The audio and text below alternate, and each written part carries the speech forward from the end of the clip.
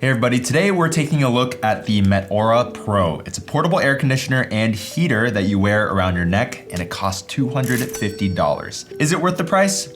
Let's get into it.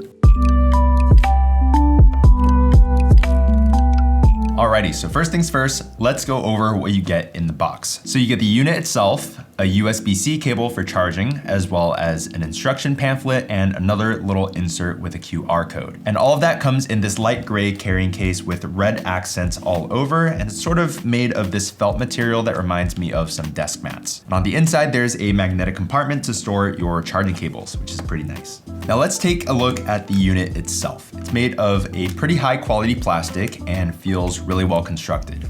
Up on top, you have a couple of buttons to control the device. There's an on-off button that also functions as a mode switcher. So it'll switch between cool and warm depending on where you are, and a plus and minus button which controls the fan speed and temperature. It's sort of funny because if you just look at the device and give it to somebody, they'd probably mistake it for headphones due to the way that the buttons are laid out and how it looks. Now what's cool about this device, no pun intended, is that it doesn't just use fans to cool you down or warm you up, but rather it also uses these conductive pads on the inside which are covered with a pretty nice soft touch plastic material. Talk about that later. But first, let's turn it on.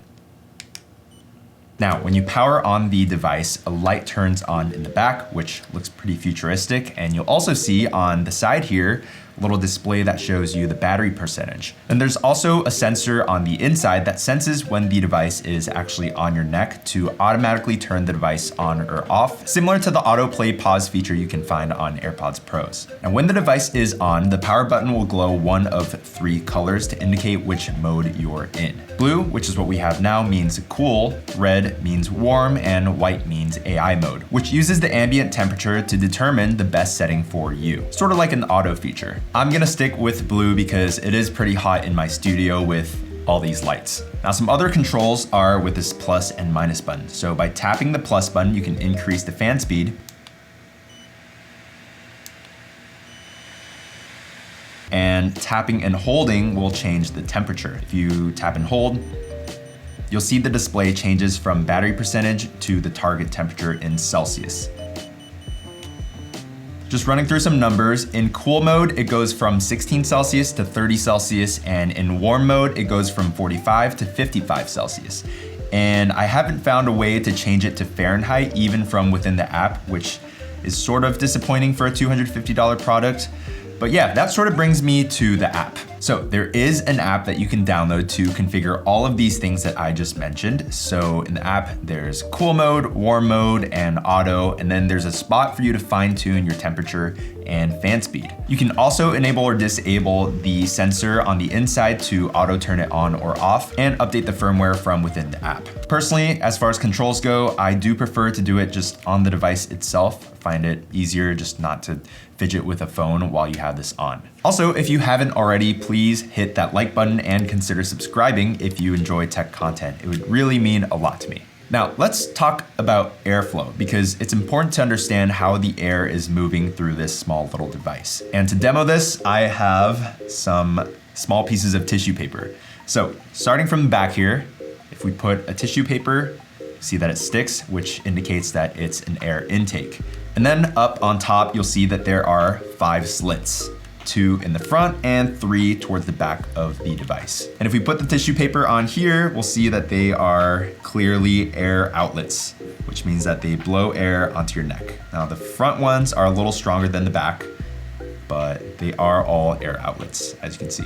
So these outlets are basically where the device will blow either cool or hot air, so the air sort of flows from back to front. What I also noticed was that there are these 2 little heat sinks on the side, and if you've ever built your own PC before, you'll know that heat sinks are hugely important when it comes to cooling down your PC and dissipating heat. And it seems like this little device also uses them. Now this also made me realize that these translucent plastic pieces on the sides were not only put there for aesthetic purposes, but they also have a functional purpose, which is to protect your fingers from touching these heat sinks because they can obviously get very hot. Anyway, enough talking. Let's put this on our neck and see how it feels. Oh.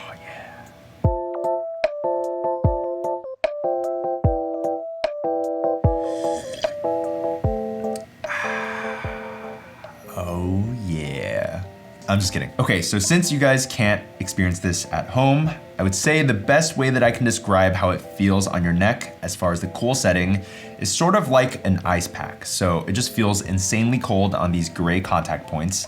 And then the air blowing on, I'd say, the ears and chin area feels pretty nice as well. But I did find that maybe after about 30 minutes in the cool mode, it sort of starts losing its effectiveness. And I'm guessing that this is probably because the device is so small and those tiny heat sinks are doing a lot of work. So if you're using this device for a prolonged period of time, those heat sinks eventually get so hot that they kind of interfere with the effectiveness of the pads and the cool air. So let's talk about real world usage. I want to touch on a couple of things like effectiveness, practicality, comfort, battery life, and price. So let's start with effectiveness. Does this thing actually work to cool your body down or heat it up? Well, yeah, I will say it does work. Like even right now as I'm wearing it, it's helping me to stay cool because before I was sweating a lot, but now I'm actually doing fine. I think this would be perfect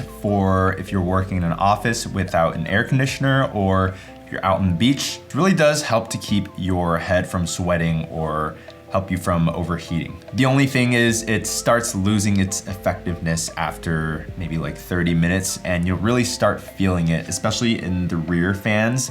It starts to blow just like maybe room temperature or even warm air. So yeah, definitely not pleasant. I'd say this device probably works a lot better in heating up your neck. So it'd probably be a great thing to have in the winter, almost like a scarf. So for effectiveness, I'd probably give it a 3 out of 5 for cooling and then a 4 out of 5 for heating.